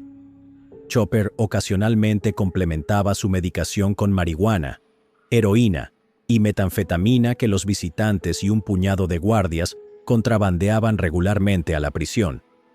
Pronto, Chopper comenzó a intimidar a otros reclusos para que le entregaran sus drogas. La noticia de esto llegó a las autoridades de la prisión, y en diciembre de 1984 fue transferido de vuelta a la prisión de Pentridge, a la División J, como castigo. En febrero de 1985, comenzó una huelga de prisioneros en protesta por las malas condiciones de Pentridge, y los reclusos se negaron colectivamente a realizar trabajos o seguir órdenes. En la tercera semana de la huelga, el 7 de marzo de 1985, Chopper volvió a escalar fuera de la División J y subió al techo de la División H. Nuevamente llegaron las cámaras de noticias. Chopper negoció con los guardias durante varias horas, negándose a bajar y exigiendo ser transferido de nuevo a una prisión de seguridad media. En su lugar, lo enviaron de vuelta a la División H. Sin embargo, esta vez, la estadía de Chopper en la fábrica de golpes fue más tranquila que antes, ya que la epidemia de drogas que había consumido la prisión de Geelong se extendió a Pentridge. Los reclusos pasaban más tiempo drogados que golpeándose entre sí.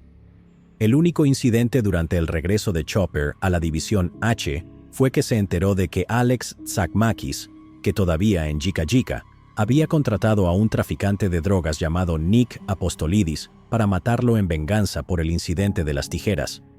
Sin embargo, Apostolidis le tuvo miedo a Chopper y simplemente se escondió en su celda. Pero el incidente fue suficiente para activar las alarmas del alcaide de Pentridge, quien puso a Chopper en custodia protectora, separado de todos los demás reclusos. Estaba claro que Chopper no podía estar en la población general sin la tentación de renovar la violencia, lo que afectaría a todos los involucrados. Así que, en 1986, Chopper fue enviado a la prisión de seguridad media de Bendigo, 2 horas al noroeste de Melbourne. Cuando se corrió la voz de que Chopper llegaba a Bendigo, un grupo de reclusos se reunió en el patio de la prisión para votar si debían matarlo una vez que llegara. Chopper todavía tenía una reputación por sus ataques aleatorios a otros reclusos, y circulaban rumores de que era un informante de los guardias. 2 reclusos votaron para matarlo de inmediato. El resto optó por ver cómo iban las cosas una vez que Chopper llegara. Una vez que quedó claro que Chopper se había suavizado desde sus días de gloria en la División H, dejaron el asunto en paz.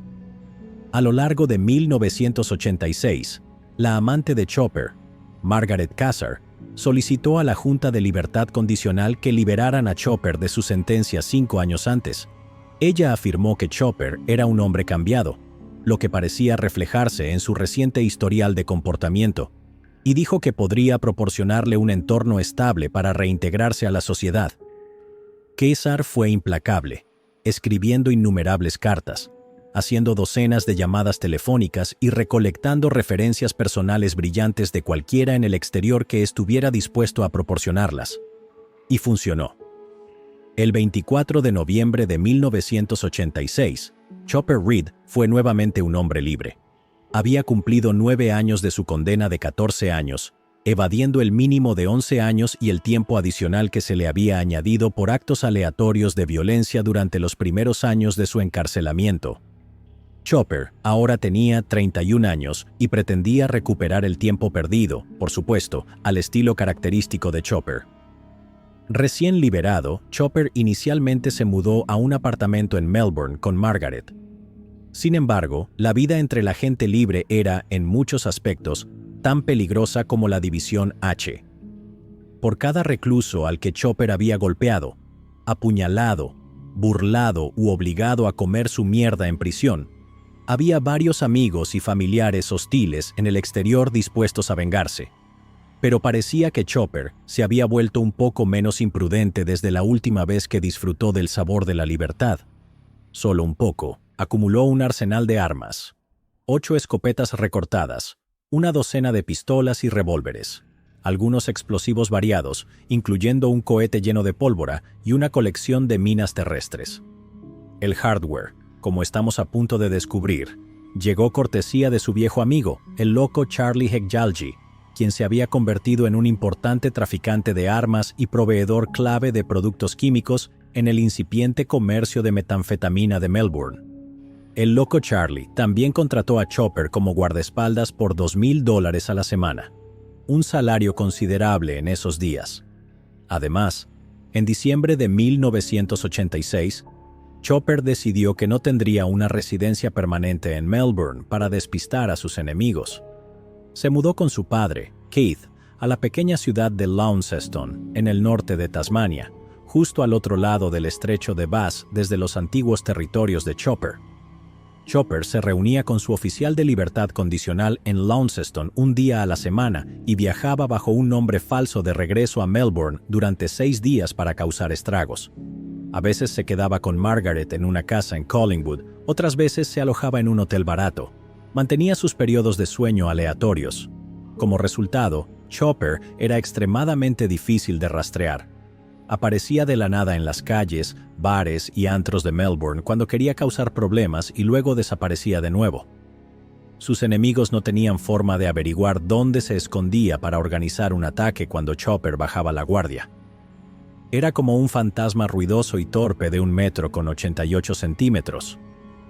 El 2 de diciembre de 1986, solo 8 días después de que Chopper fuera liberado de Bendigo, fue a un bar en el centro de Melbourne para reunirse con el sargento de policía, Rod el Cohete Porter.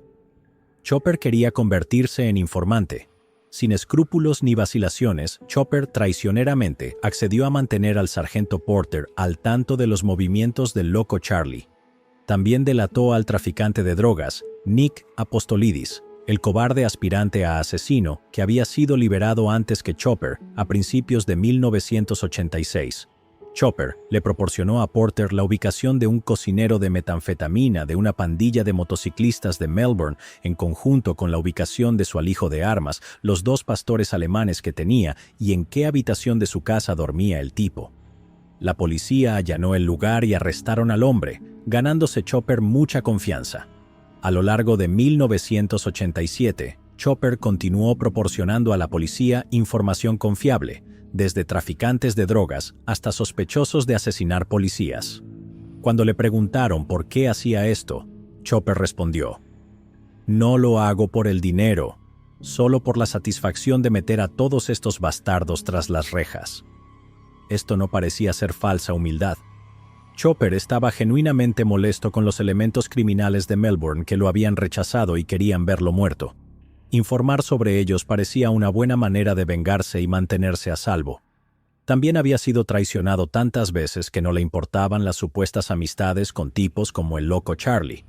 Chopper también resentía cómo estos mismos elementos parecían enriquecerse vendiendo drogas a los adictos y luego extorsionando negocios legítimos.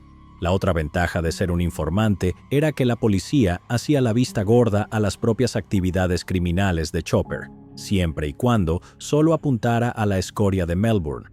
Chopper reanudó el secuestro y la tortura de traficantes de drogas para obtener su dinero. También comenzó a antagonizar deliberadamente a la banda Carlton, una organización mafiosa compuesta por italianos y griegos liderada por Alphonse Gangitano, apodado el Príncipe Negro de la calle Lygon. Chopper se burlaba e insultaba a la banda Carlton en público, sabiendo que estaba relativamente seguro de represalias, porque si los Carlton mataban públicamente a un informante de la policía, no tendrían forma de encontrar otro y, además, la policía caería sobre ellos como una tonelada de ladrillos. Chopper era un operador solitario que vivía de un fajo de efectivo a otro. La banda Carlton tenía toda una operación de extorsión y juegos de azar ilegales en marcha. Tenían mucho más que perder. En marzo de 1987, Chopper apareció en una fiesta en la casa de Nick Apostolidis, su aspirante a asesino. Se enzarzó en una discusión con un traficante de drogas llamado Chris Liapis y terminó disparándole en el estómago. Chopper inmediatamente se sintió culpable y llevó a Liapis al hospital. Se dio cuenta de que, si Liapis hablaba, la policía podría encontrar el casquillo de la bala y vincularlo con su arma. Esto podía ser demasiado para que la policía lo ignorara y podían enviarlo de vuelta a prisión. Así que Chopper regresó a la casa de Nick Apostolidis por la noche y la incendió. Luego, sin ningún afecto por su aspirante a asesino, Chopper condujo hasta la casa de su madre y alegremente les disparó a las ventanas del frente. En 1987, la vendetta de Chopper contra la banda Carlton llegó a su punto máximo. Chopper apareció en una de las casas de juego de Alphonse Gangitano, abrió su abrigo y reveló que tenía varios bloques de nitroglicerina atados a su torso. Chopper afirmó que, en el pánico resultante, Gangitano tuvo que arrastrarse por una pequeña ventana en los baños. La banda Carlton puso un contrato de $30,000 por la vida de Chopper, pero hubo pocos interesados y nadie parecía poder localizarlo. Mientras tanto, como precaución, Gangitano huyó a Sicilia.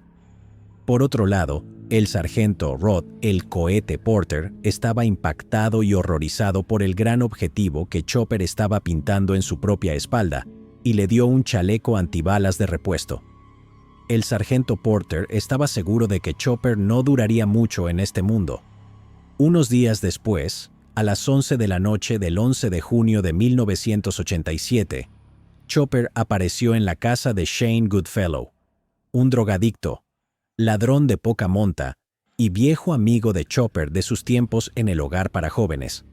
Aunque en 1978, Chopper le había dado una paliza a Goodfellow cuando ambos estaban en la División H por andar con la gente equivocada. Esa noche, Chopper llegó a la casa de Goodfellow armado con 2 pistolas automáticas, un revólver y una escopeta recortada.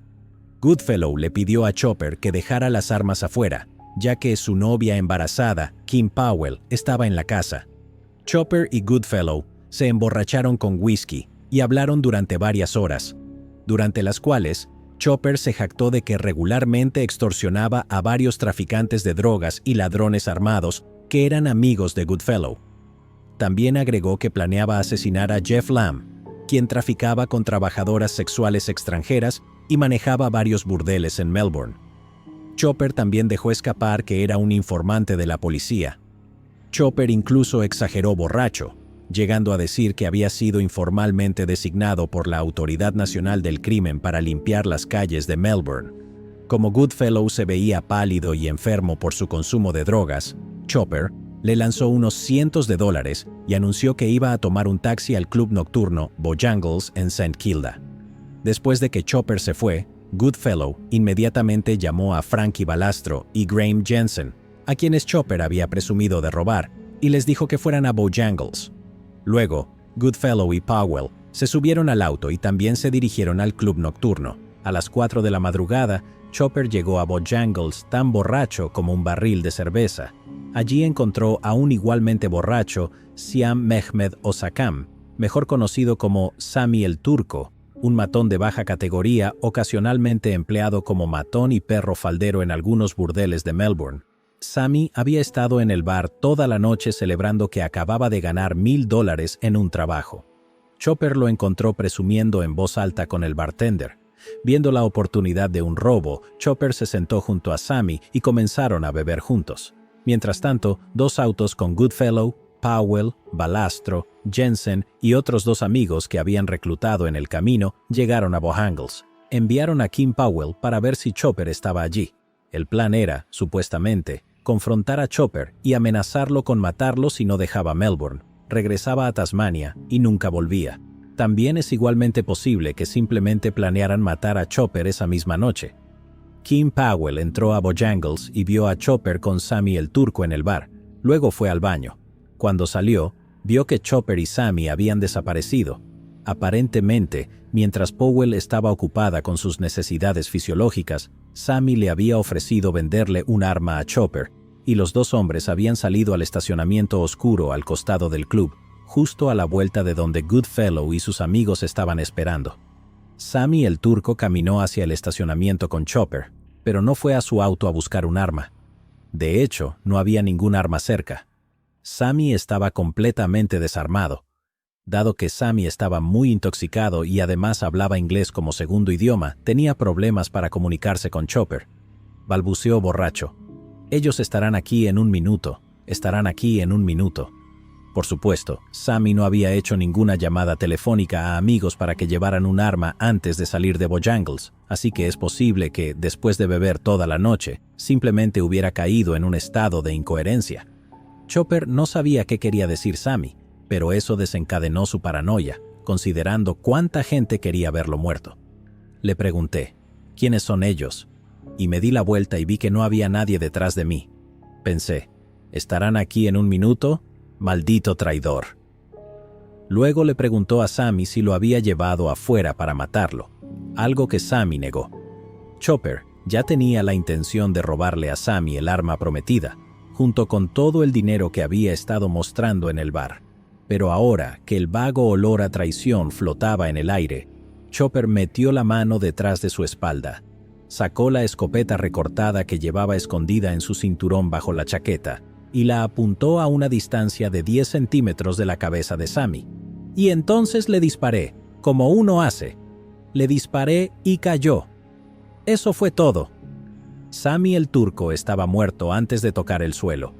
Chopper metió la mano en el bolsillo del abrigo de la víctima y le quitó al cadáver alrededor de $800. Luego recogió el casquillo gastado de la escopeta, lo tiró al techo del Bojangles y entró al club, riéndose mientras le decía al gerente que había matado a un turco en el estacionamiento.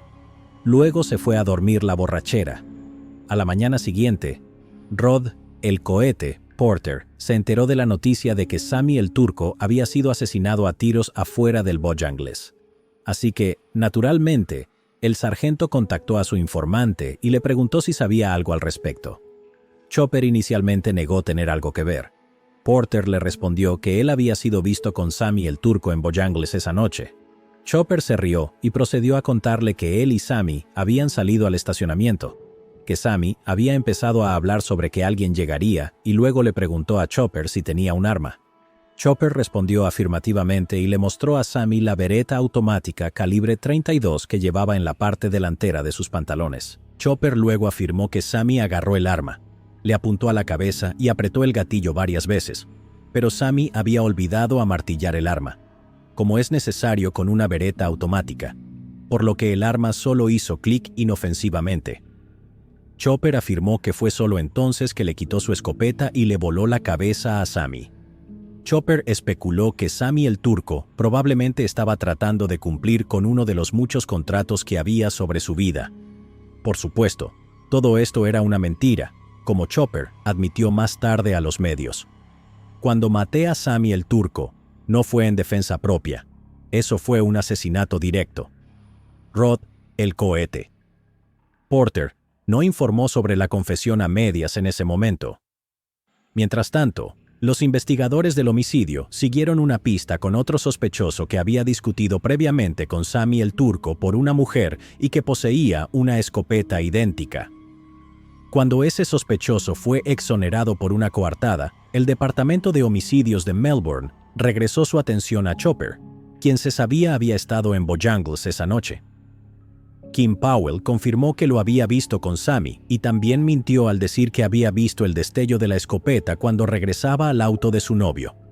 El 26 de junio de 1987, Chopper fue arrestado y acusado de asesinato en primer grado y lo enviaron a la División H de la prisión de Pentridge mientras esperaba el juicio. Bienvenido a casa, Chopper. Ni siquiera había pasado un año afuera. Mientras Chopper estaba encarcelado, la policía agregó cargos criminales por el tiroteo de Chris Liapis y el incendio de la casa de Nick Apostolidis. Cuando se trató de Sammy el Turco, Chopper se mantuvo en su historia de que había actuado en defensa propia.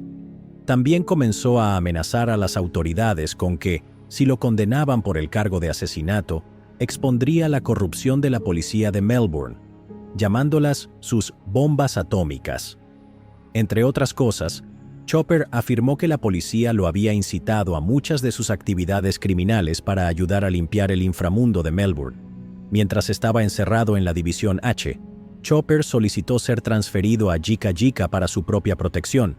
En su carta al comité de revisión, agregó: "Si se le proporciona un cuchillo al prisionero Reed, no se necesitará protección.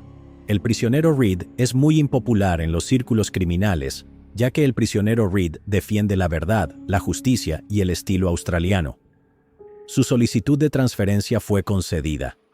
En octubre de 1987, mientras estaba encerrado en Yika Yika, Chopper se reunió con su ex amigo Jimmy Loughnane, el hombre que lo había apuñalado 3 veces en un intento de cobrar una recompensa de $10,000. Chopper le aseguró a Loughnane que todo estaba olvidado. Loughnane estaba en medio de la planificación de una protesta contra las malas condiciones en Yika Yika, por lo que Chopper le aconsejó que él y sus compañeros apilaran cajas y colchones para bloquear las puertas automáticas de su ala en Yika Yika y los incendiaran para causar un poco de caos. Loughnane y otros 5 siguieron ingenuamente el consejo de Chopper, pero Chopper sabía que la falta de ventilación exterior en Yika Yika podría causarles serios problemas. Y así fue como, después de prender el fuego, Loughnane y sus compañeros murieron por inhalación de humo y fueron encontrados en los baños, agonizando mientras intentaban desesperadamente respirar a través de las brillantes tuberías de los lavabos de la prisión. Chopper fue juzgado por el asesinato de Sammy el Turco en febrero de 1988. Se apegó a la historia que le contó a Porter sobre cómo Sammy le había robado su arma y trató de dispararle primero para cobrar un contrato. La testigo estrella de la fiscalía, Kim Powell, influyó inadvertidamente en la percepción del jurado, ya que ella, Goodfellow y otros 4 hombres estaban allí esa noche para confrontar a Chopper con una intención similarmente hostil, quizás incluso para matarlo. El jurado también fue informado sobre la cantidad de enemigos que Chopper tenía en Melbourne, por lo que la idea de que Sammy el Turco hubiera sido enviado para asesinarlo no parecía del todo inverosímil. Más tarde, Chopper comentó: "Pensé para mí mismo que si alguien creía esta historia, tenía piedras en la cabeza, pero todos se la tragaron. No lo podía entender". Y luego, de repente, el jurado regresa y dice: "No culpable". No grité de alegría, simplemente estaba atónito. Cuando el jurado salió, no lo podía creer. No culpable por eso. Dios Todopoderoso. Gracias a Dios que no puedes ser juzgado 2 veces. Chopper logró librarse de una sentencia de por vida por el asesinato a sangre fría de Sammy el Turco. Sin embargo, recibió un total de 4 años de prisión por el tiroteo de Chris Liapis y el incendio intencional de la casa de Apostolidis. Una vez más, a la edad de solo 33 años, estaba de regreso en la División H. Durante su juicio, Chopper se delató a sí mismo diciendo que había trabajado con la policía, aunque exageró su nivel de colaboración. Esto lo convirtió en un blanco de odio extremo entre los demás presos. Pasaba mucho tiempo en su celda. Por la noche, los demás reclusos le gritaban insultos desde sus celdas y amenazaban con matarlo. Cuando Chopper salía al patio, siempre lo hacía acompañado de Frank Wagon, un amigo suyo de la década de 1970, cuya presencia intimidante bastaba para evitar cualquier problema. Su estatus como informante de la policía también parecía haberle garantizado protección por parte de los guardias. Es probable que el favoritismo que le mostraban los guardias le haya salvado la vida. De hecho, el trato especial que Chopper recibía también le otorgaba cierto grado de impunidad. Una noche, un extorsionador llamado Richard Mladenich le gritó e insultó desde su celda. Al día siguiente, en el patio, un guardia le entregó una pala a Chopper. Este se acercó a Mladenich y lo golpeó en la cabeza con ella, fracturándole el cráneo. El guardia no detuvo a Chopper después del incidente, ni siquiera dijo una palabra. Y en las consecuencias de lo ocurrido, Chopper no recibió ningún castigo. Varios otros reclusos en el patio confirmaron esta versión de los hechos. Eso no significa que el tiempo de Chopper en prisión estuviera repleto de violencia. En su mayoría, se mantuvo tranquilo para asegurar su liberación lo antes posible. Durante los últimos meses de su condena, Chopper se enfocó cada vez más en su naciente carrera como escritor. En diciembre de 1990, fue entrevistado por John Sylvester para el Herald Sun. El artículo resultante no fue más que Chopper alardeando de manera descarada sobre sus crímenes, tanto reales como imaginarios, sin mostrar el menor remordimiento. Esto enfureció tanto a la Junta de Libertad Condicional que decidieron agregarle 6 meses más a su sentencia. Pero probablemente valió la pena, porque Sylvester y otro periodista, Andrew Rule, se acercaron a Chopper después de la publicación y le propusieron escribir un libro sobre su vida como autores fantasmas. Chopper respondió enviando cientos de cartas, las cuales Sylvester y Rule ensamblaron para crear Chopper From the Inside. El libro fue publicado en diciembre de 1991, un mes después de su liberación, y lo dedicó a la escoria humana a la que he golpeado, azotado, encerrado tras rejas de hierro, atacado con hachas, disparado, apuñalado, destrozado las rodillas, incendiado y enviado a la tumba. Rápidamente se convirtió en un éxito de ventas internacional. Mientras tanto, Chopper regresó a Launceston, en Tasmania, para vivir con su padre y Margaret Cassar. Gracias a las sólidas ventas del libro y los pagos por entrevistas, el dinero no era un problema. Chopper pasaba sus días apostando en el casino local y bebiendo en bares, donde desarrolló la costumbre de sacar su miembro semierecto de la bragueta mientras estaba de pie en la barra, agitándolo frente a mujeres atractivas y gritando «¡Saluden al señor Dickey!», riéndose mientras ellas huían horrorizadas. También acumuló un enorme arsenal de armas y contrató a un joven llamado Trent para que fuera su asistente personal y chofer por $500 a la semana. En la entrevista de 60 Minutes de 1992, se puede ver a Trent siendo alcanzado por fragmentos de vidrio de una botella que Chopper dispara de sus manos. Uno de los fragmentos quedó incrustado en su cuello. Debido a la reputación natural de Chopper como un tipo rudo y entretenido, fue rápidamente adoptado por el club de motociclistas Outlaws, a pesar de que ni siquiera sabía andar en moto. Brevemente se hizo amigo de su expresidente, Sidney Collins. Y decimos brevemente, porque Collins invitó a Chopper a su boda, y como dicta la costumbre del club, le exigió que donara $8,000 como regalo. Chopper se molestó con la petición y declaró: «¿Por qué todos estos malditos motociclistas quieren invitarme a sus malditas bodas? Tienes que traer cantidades malditamente grandes de dinero. Métanselo por el trasero».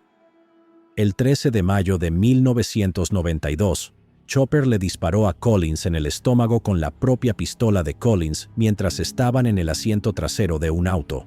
Como de costumbre, el joven Trent iba manejando.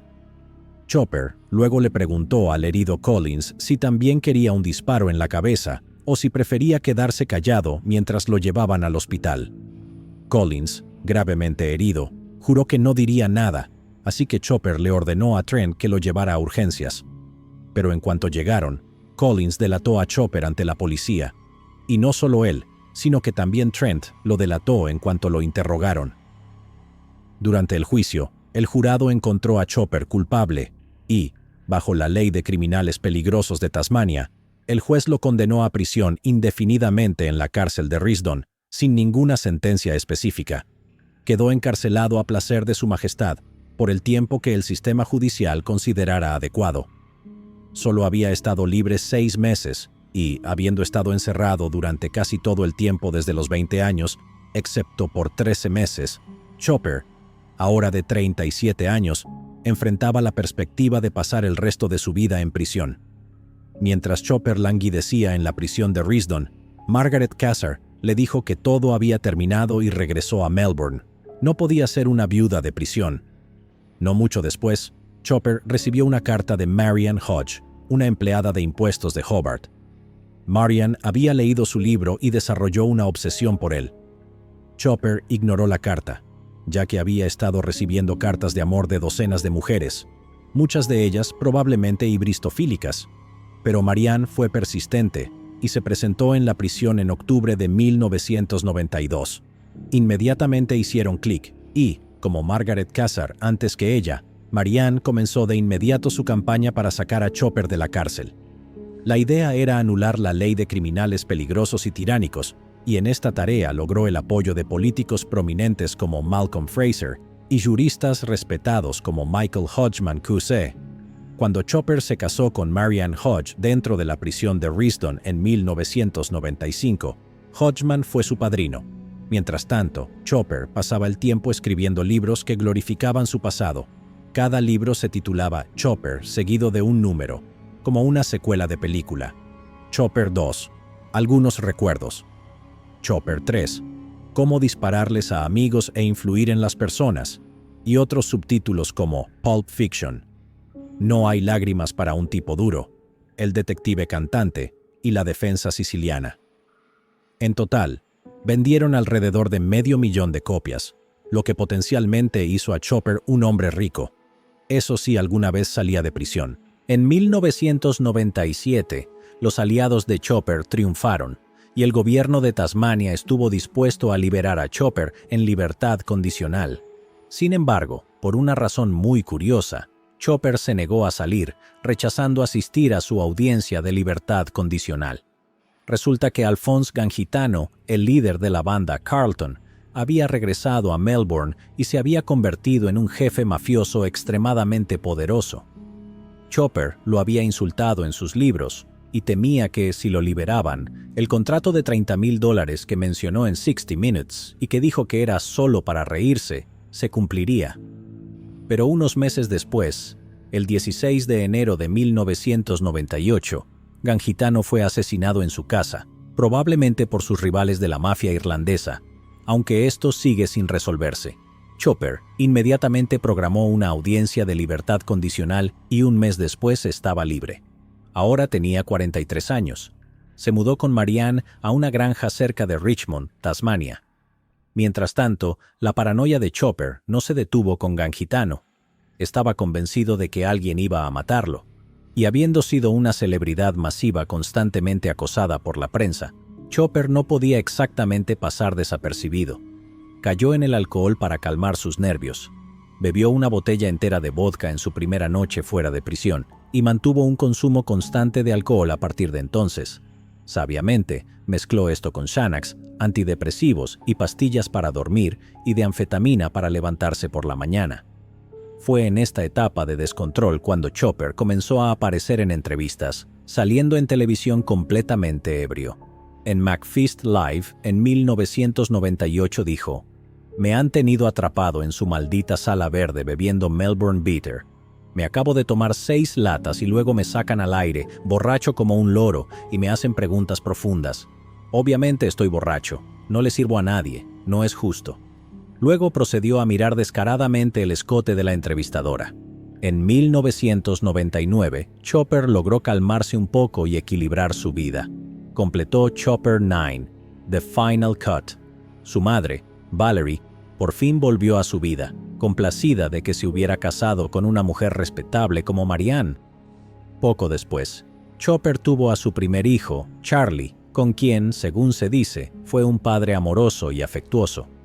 Al año siguiente comenzó la producción de su película biográfica Chopper, con Chopper sugiriendo personalmente a Eric Bana para el papel e invitándolo a Richmond por 2 días para prepararse. Cuando la película se estrenó a finales del año 2000, fue un éxito rotundo. A pesar de haber alcanzado el estatus de realeza australiana, Chopper pasaba la mayor parte del tiempo vagando por Richmond, y como no tenía mucho que hacer, volvió a caer en el alcohol. En septiembre del 2001, llegó a casa borracho como un rinoceronte, discutió con Marianne, la abofeteó y luego la ató de pies y manos a una silla. Cuando Chopper se despertó sobrio, se disculpó, pero Marianne le dijo que se largara. Poco después, se reconectó con Margaret Cassar y se mudó con ella a una pequeña casa en Collingwood. Para pagar las cuentas, Chopper comenzó a dar charlas en eventos, ganando $6,000 en su primera noche. Así que hizo una gira por toda Australia, cautivando a audiencias ruidosas y risueñas con sus relatos sobre el crimen y la vida en prisión. En los siguientes 5 años, se estima que sus conferencias le generaron $1 millón. Después de un show una noche, un hombre sin hogar le pidió un cigarro. En su lugar, Chopper le dio un fajo de billetes con $2,800. También siguió escribiendo, dio varias entrevistas en televisión e incluso actuó en la comedia Trojan Warrior, donde interpretó a un personaje llamado Eric Bana. Luego, en septiembre del 2002, mientras estaba en una gira de conferencias en Casino, Nueva Gales del Sur, Chopper estaba firmando autógrafos cuando se le acercó Sidney Collins. Sí, el mismo que hizo que Chopper fuera a prisión por 6 años después de recibir un balazo en el estómago. Pero Chopper no estaba dispuesto a dejar el pasado atrás. Dijo, no puedes andar delatando gente. No puedes andar entregando personas por un simple tiroteo. Le disparé en el estómago y luego lo llevé al hospital. Eso no es un delito menor. Collins estaba en la ciudad cobrando una deuda cuando vio un anuncio de Chopper y decidió ir a escucharlo hablar. Después del show, Collins se acercó a Chopper y le pidió que le firmara un recuerdo.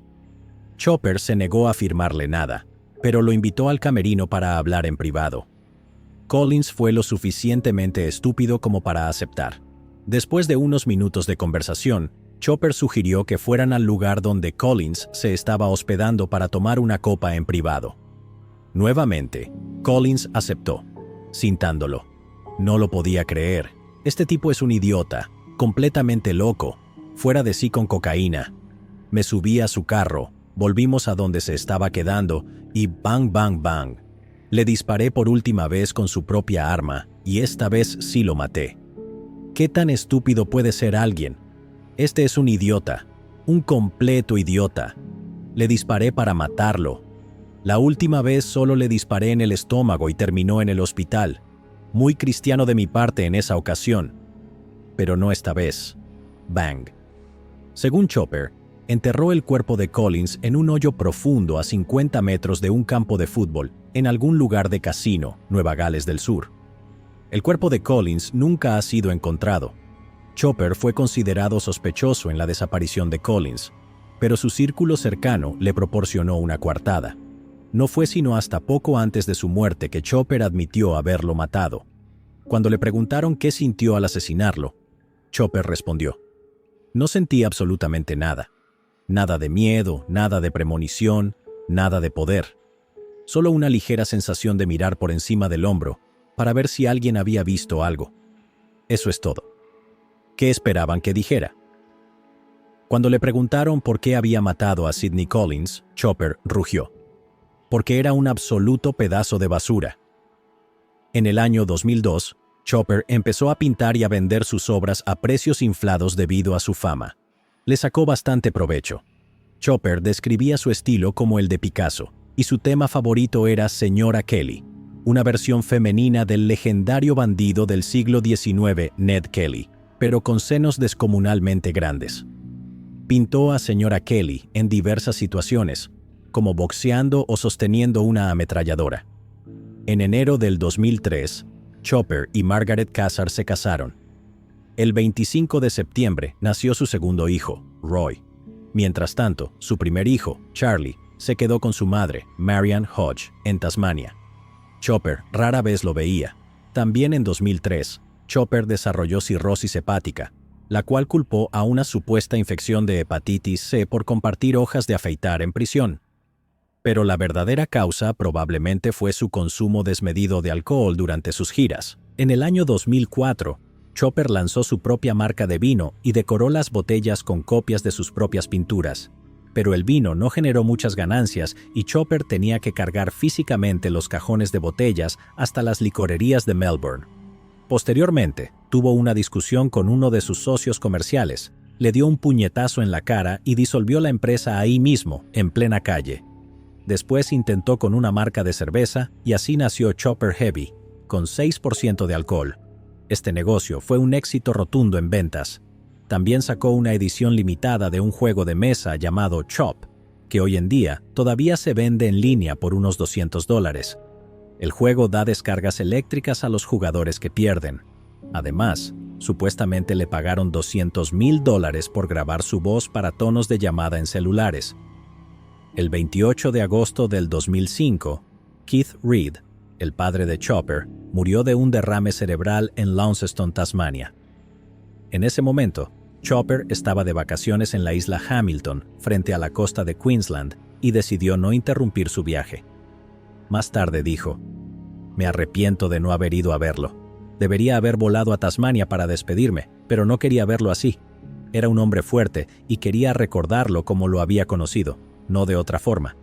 Su ex-esposa, Valerie, cremó los restos de Keith en un funeral con pocos asistentes. Chopper guardó algunas de sus cenizas. En el invierno del 2005, Chopper comenzó a consumir heroína mientras estaba de gira. Gran parte de su imagen pública se había construido en torno a su odio hacia los narcotraficantes, a quienes solía robar sin remordimiento porque, según él, vendían muerte a los más vulnerables de la sociedad. En sus conferencias, incluso predicaba a los jóvenes sobre los peligros de las drogas. Pero todo era una farsa. Chopper sufrió una sobredosis y perdió el conocimiento en un callejón. Después de esto, decidió internarse en una clínica de rehabilitación al norte de Melbourne, pero se retiró antes de completar el tratamiento. Su adicción siguió consumiendo su dinero, dejándolo con $20,000 en deudas. Por si fuera poco, Chopper nunca pagó impuestos sobre los ingresos que generó con sus giras. Cuando la oficina tributaria australiana le exigió $100,000, simplemente se declaró en bancarrota. Para el año 2008, Chopper bebía tanto que su hígado estaba completamente destruido. Necesitaba un trasplante, o solo le quedarían unos pocos años de vida, pero se negó a recibirlo, diciendo que el órgano debía ir a alguien más merecedor que un exconvicto de 53 años con problemas de adicción. Su salud siguió deteriorándose. En el año 2011, Chopper se separó temporalmente de Margaret Cassar. El matrimonio de Chopper y Margaret había estado en crisis por mucho tiempo. Chopper le ocultaba la cantidad de dinero que ganaba con sus conferencias, lo que llevó a Margaret a creer que sus agentes lo estaban estafando, cuando en realidad se gastaba la mayoría en alcohol y drogas. Frecuentemente llegaba a casa completamente borracho, y en respuesta, Margaret lo dejaba afuera de la casa toda la noche. Discutían constantemente y a gritos, pero al final, fue Chopper quien dejó a Margaret, no al revés. No pudo abandonar sus malos hábitos ni adaptarse a una vida más estable. Se sintió atrapado, y estaba muriendo. Así que tomó la decisión de mudarse de Melbourne a una casa en Brisbane junto con su guardaespaldas y compañero de gira, Mark Dixon, para morir en un lugar donde podía llevar una existencia despreocupada, sin una esposa preocupada que lo fastidiara, hasta que pereciera. Una noche, Chopper comenzó a sangrar de manera masiva por el recto. Tanta sangre que Dixon tuvo que llevarlo de urgencia al hospital. La sangre salpicó todo el auto de Dixon, a lo que Chopper bromeó diciendo que eso aumentaría su valor de reventa. Después de salir del hospital, Chopper regresó con Margaret a Melbourne. En abril del 2012, volvió a sufrir otro episodio de sangrado anal. Fue llevado de nuevo al hospital y le diagnosticaron cáncer de hígado. Tenía 23 tumores en el hígado, de los cuales los cirujanos lograron extirpar 20. Los médicos le dieron un pronóstico de entre 6 semanas y 6 meses de vida. Margaret hizo lo posible por cuidarlo. Le impuso una dieta especial, y aunque Chopper dejó de beber, no pudo resistirse a la heroína. Cuando necesitaba un estimulante, recurría a la anfetamina. En una ocasión, mientras estaba internado en el hospital St. Vincent, se levantó de la cama, Salió por la puerta principal con la bata de hospital puesta y caminó hasta la calle Smith para conseguir drogas. A pesar de escribir 2 libros más, Chopper ya no realizaba giras y sus pinturas habían dejado de venderse. Una vez más, estaba en problemas económicos.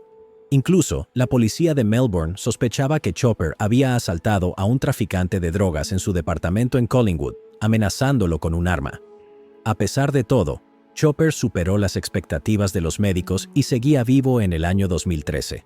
Pero para entonces, uno de los tumores prácticamente había consumido todo su hígado. No le quedaba mucho tiempo, y decidió que quería dejar algo de dinero para Margaret y su segundo hijo, Roy. Con respecto a Marianne y su primer hijo, Charlie, se dice que, debido a los celos de Margaret, Chopper solo los contactaba en secreto. Para calmar los celos de Margaret, Chopper incluso afirmaba que Charlie ni siquiera era su hijo biológico, pero las similitudes físicas hablaban por sí solas. Al final de su vida, se vio obligado a cortar lazos con Marianne y Charlie, enfocándose únicamente en conseguir dinero para Margaret y Roy.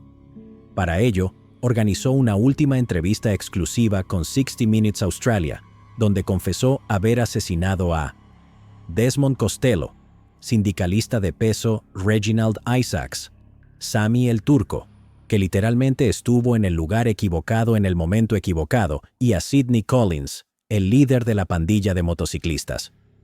Exceptuando a Sammy el Turco, existen dudas sobre si Chopper realmente cometió esos asesinatos o si simplemente se inventó confesiones convincentes para obtener un gran pago por la entrevista. De cualquier forma, no viviría lo suficiente para ser interrogado por la policía, mucho menos para enfrentar cargos. Para asegurar aún más dinero para Margaret y Roy, Chopper organizó un último show en el Athenaeum Theatre en Melbourne, el 23 de septiembre del 2013. El teatro se llenó por completo y Chopper hizo una fortuna en mercancía. Durante el evento, contó sus historias de siempre y, al final, su esposa Margaret y su hijo Roy subieron al escenario, en un momento realmente emotivo. Después del show, Chopper fue ingresado en el Royal Melbourne Hospital. El 8 de octubre, agonizaba en el hospital con Margaret y Roy a su lado cuando su madre, Valerie, lo visitó. Siempre creyó que su hijo estaba loco y, de hecho, lo había internado en un hospital psiquiátrico en 2 ocasiones cuando era niño. Su despedida fue distante y fría. Ese mismo día, su hijo Charlie viajó desde Tasmania con su madre para verlo. Marianne no pudo entrar a la habitación, pues Margaret se lo impidió en la sala de espera. Al día siguiente, el 9 de octubre, Chopper murió a los 58 años. Su cuerpo fue trasladado a la morgue. Su hijo Roy, de 10 años, corrió hacia el cadáver y lo pellizcó en el brazo, cumpliendo las instrucciones que Chopper le había dado en vida. No quería despertarse dentro de un refrigerador en la morgue y asustar a alguien. Cuando le preguntaron si le aterraba morir lentamente a causa del cáncer de hígado, Chopper respondió: «Nunca me ha preocupado la muerte. Jamás ha pasado por mi mente. La muerte es lo que me ha mantenido con vida, supongo. Dicen que duermes, duermes y duermes. Luego caes en coma y a veces, en el coma, mueres. Suena bastante indoloro. Espero que así me vaya. Es mejor que morir con una bala en la parte trasera del cerebro. He esquivado unas cuantas de esas. Llegados aquí, ¿acaso no has visto este otro crimen? Yo no me lo perdería,